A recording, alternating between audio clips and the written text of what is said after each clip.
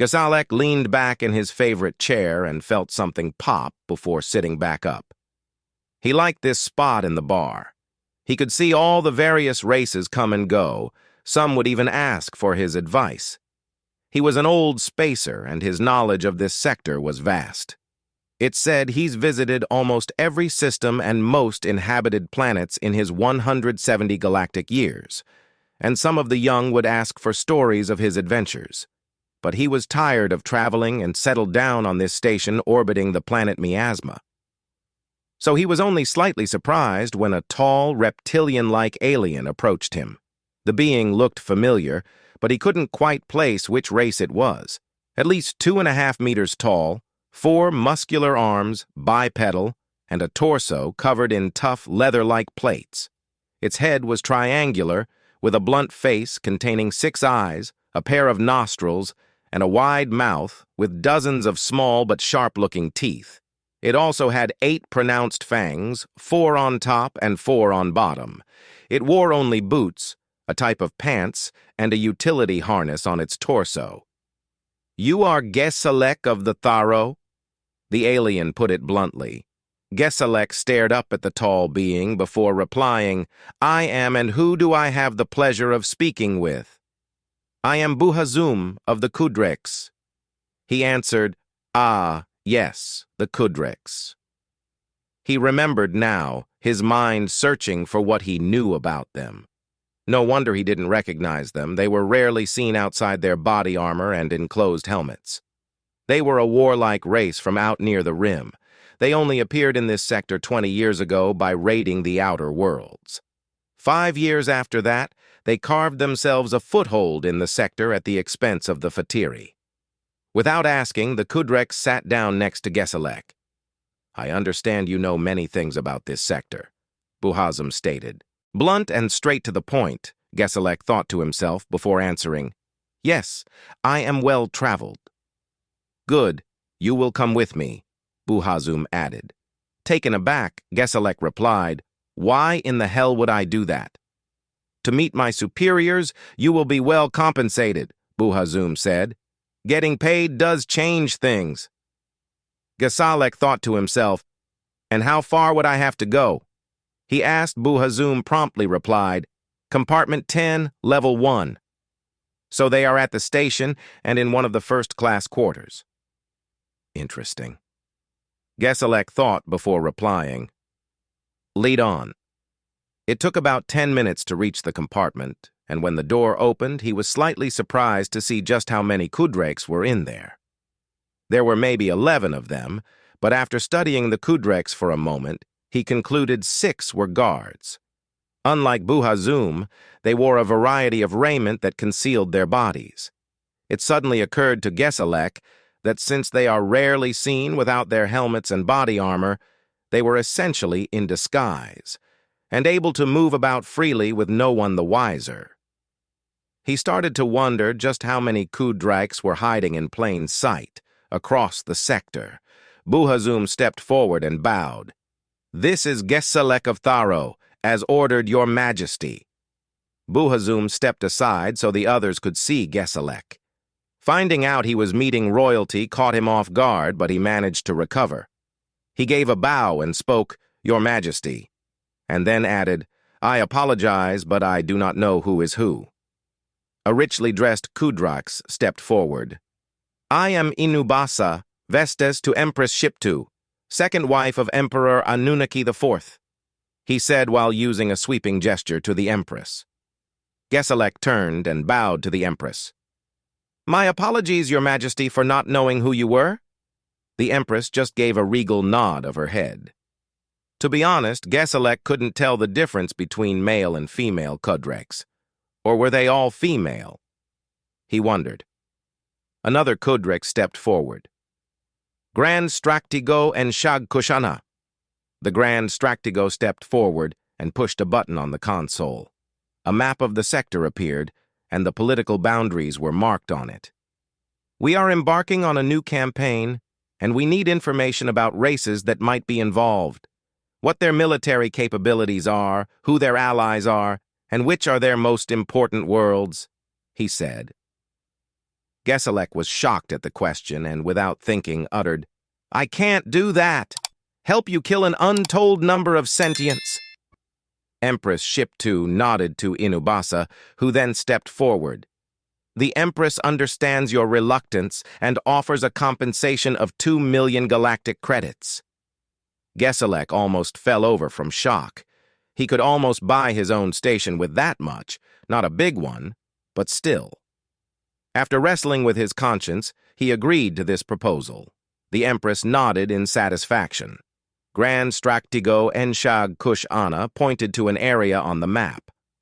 "We plan to attack these Hamuns and absorb their territory into our empire. We've heard rumors they do not maintain a large fleet and that they are afraid of war, that they'll negotiate a way out of it." Gesalec stared at them in horror. "You mean to attack the humans? Taking care to pronounce it correctly for them?" "Yes, in 2 standard months," the Grand Stractigo informed him. After Gesalec regained his composure, he said, "No one in their right mind attacks the humans." Grand Stractigo Enshag Kush Ana laughed. "Why is that? They barely have a dozen systems, we have thousands. What kind of threat could race afraid to fight be to us? Ask the Tekarzions," Gesalec muttered to himself, not intending for the Kudraks to hear. But their hearing was better than he knew. "Who are these Tekarzions? How can we contact them?" "By summoning their ghosts," Gesalec thought to himself. "You can't. They are extinct in this sector, and they're only rumors of small drifter fleets of survivors, never staying in one place too long. And these humans are responsible? So they beat some minor power? Probably only a few planets, and we're supposed to be afraid of them?" Grand Stractigo Enshag Kush Ana scoffed. Gesalec replied, "Over 80 galactic years ago, the Tekarzions once controlled most of this sector," using his finger to indicate where it was. 138 systems, 600 habitable planets and moons, hundreds more with vast resources to be harvested, including the dead rock we currently orbit. Gesalec finished. For a moment, Gesalec thought he saw doubt on some of their faces, but not being familiar with them, he wasn't sure. Grand Stractigo Enshag Kush Ana was not one of them. "We are the Kudraks and fear no one, especially a race afraid of war, even if they won one decades ago." "Go on with your explanation as to why we shouldn't attack them," the Empress said. All of the Kudraks seemed shocked that she spoke. "Your Majesty, this alien is not worthy to hear you speak," Inubasa exclaimed.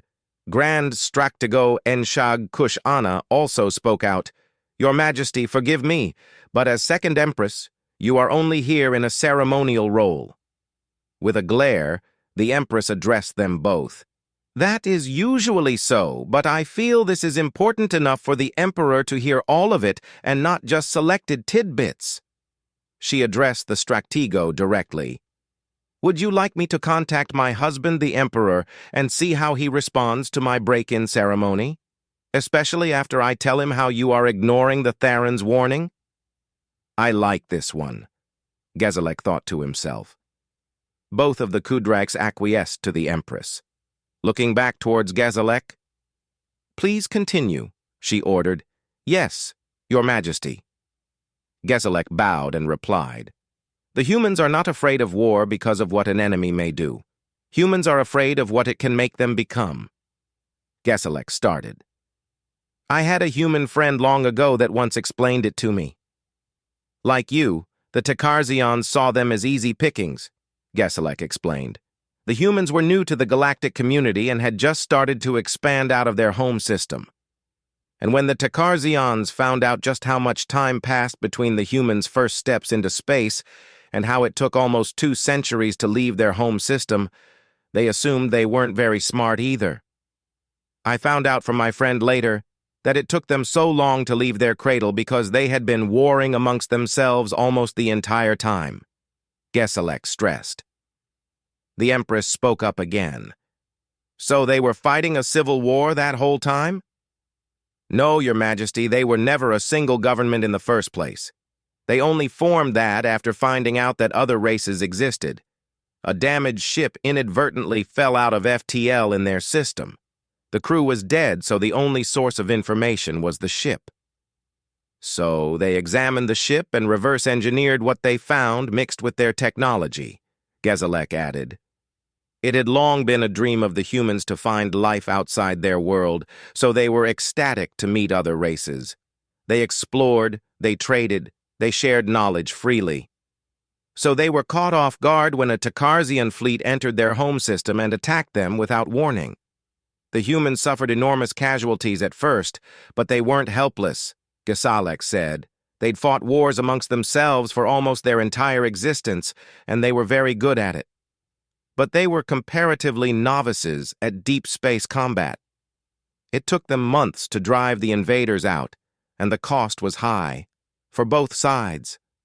Gezelek paused. I've heard rumors that Takarzion survivors were traumatized by their later engagements with the humans, especially the ground forces. As a departing act of defiance, the Takarzion launched a missile containing a biological weapon at Earth, the human cradle world. My human friend told me it caused an ecological disaster on their planet.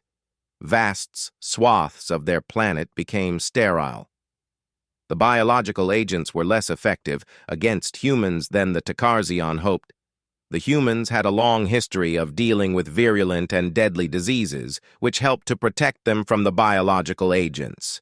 It just made them sick, but only killed the weakest of them.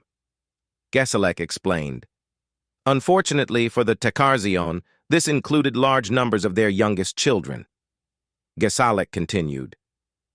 As my friend told it, they could forgive the initial invasion. It wasn't something they hadn't done in their internal conflicts. They might have answered the ecological devastation of their world with a punitive expedition against the Takarzion. Something of equivalent damage. But the Takarzion killed their children by the millions, and that enraged them.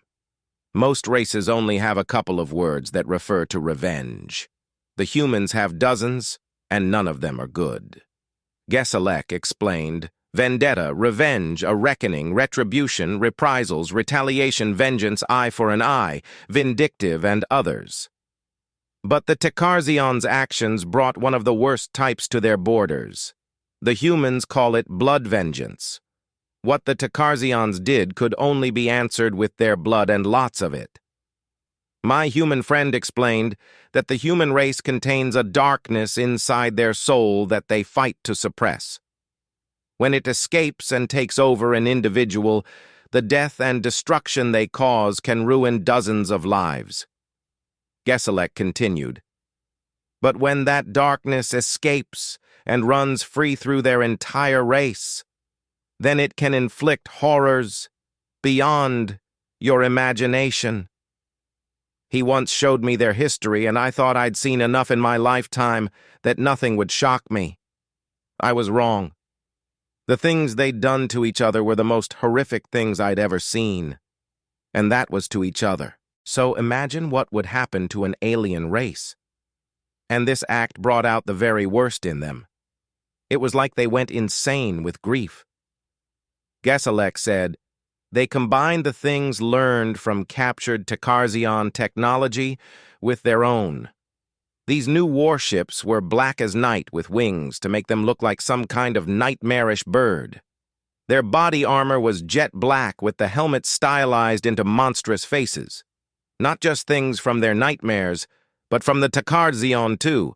They called this part of psychological warfare. Gezelek shuddered at the thought. They attack their opponent's minds, not like a psychic or something, but by bringing your deepest fears to life. This is what traumatized the Takarzion survivors so badly. They couldn't understand the humans' ways of making wars. They'd stand up and fight when necessary, but the humans preferred to use tricks and deception and mind games. They were like spirits, always striking where the Takarzion didn't expect them to. Destroy something vital or kill some Takarzion soldiers and vanish before guards could respond. But things were different now. When their fleets came roaring out of their territories, they did not sneak but bellowed like a charging Ganarok beast. They wanted the Takarzion to know they were coming, and they left a trail of destruction anywhere they went. Military or civilian, nothing Takarzion was left. No ships, no bases, no industries, and no Takarzion. Those that didn't flee were roasted in nuclear fire or died choking on the dust flung into the air as human mass drivers lobbed asteroids at their colonies. Even abandoned facilities and colonies were obliterated like they didn't even want a memory of the Takarzion. They didn't even bother garrisoning the worlds they took intact. They wrecked everything Takarzion and left. This tactic also made it hard for the Takarzion to determine where the humans would strike next, and left them running around to places still smoldering from the humans' attacks, but no humans were there. But there were times when the humans stayed and ambushed the Takarzion ships that arrived. Their wreckage orbited a dead world. The humans left the Takarzion homeworld for last, and after 5 years of war, they were ready for the end and surrounded the planet. Gesselek finished. "What happened to the Takarzion homeworld?" the Empress asked. Gesselek pointed out a window before saying, "Look for yourself. We are in orbit above it. The humans renamed it after the war was over." Once the war was finished and their children were avenged, they stepped back from their insanity and took stock of what they had done. They had a word for it, genocide. It was something from their past that brought great hatred towards the ones to carry it out. And now their entire race was stained with that crime. So they pulled back and abandoned all but the systems they now possess. But before they withdrew, they renamed the Takarzion homeworld Miasma and requested it be used by everyone else as a reminder. Gesselek said, "No one was eager to draw the humans' ire, so they agreed." A reminder of what? Of what they would do to anyone else that attacked them? One of the Kudrakes he didn't know the name of. Gesselek thought for a moment. Well, yes, but that wasn't why they did it. The term miasma was from one of their earliest myths, a term for a type of guilt that runs so deep that it permanently stains all of their race, their blood. It affects all of them, even the ones living today. They collectively let that darkness run free, and the results were so horrific that they don't feel it can be forgiven, only atoned for. Every year they mark the fall of the Takarzion homeworld, not with celebration but reminders of what they did. Their avoidance of war is not to protect themselves. It's to protect others from them. Gesselek finished. He could tell that only the Empress truly got his point. The rest of them didn't seem convinced, and Grand Stratego en Shag Kush Ana still thought their military was too superior to lose. Gesselek sat in his favorite chair, enjoying just being among others. It was 3 years ago this week that he tried to convince the Kudrakes that attacking the humans was a bad idea, and that killing their kids was a worse idea. And now they are losing the war. Badly. Of the 138 systems they started with, they have less than 21 left. But not all of those systems fell to the humans. 57 of them broke away to form their own empire and allied with the humans. They are led by a very smart Empress who not only listened to my advice but took it a step further. When her foolish husband allowed Grand Stratego en Shag Kush Ana to attack the humans. After the Grand Stratego en Shag Kush Ana tried to intimidate the humans by glassing several civilian colonies, she sent a message to the humans. She offered a solution, allowing them to get revenge, but avoid making the same mistake as before. She would break away from the Empire with as many systems as possible and ally with the humans. Kudrak's civilians could flee to her new empire for safety. Her forces could even help evacuate those who surrendered, including military personnel. Meanwhile, the humans could wreck her former husband's empire as they liked. She also told them she would be handing over any of the officers responsible for glassing the human colonies for trial. Gesselek looked forward to seeing Grand Stratego en Shag Kush Ana on trial. Author's note: I hope you enjoyed the story. Constructive criticism is welcome.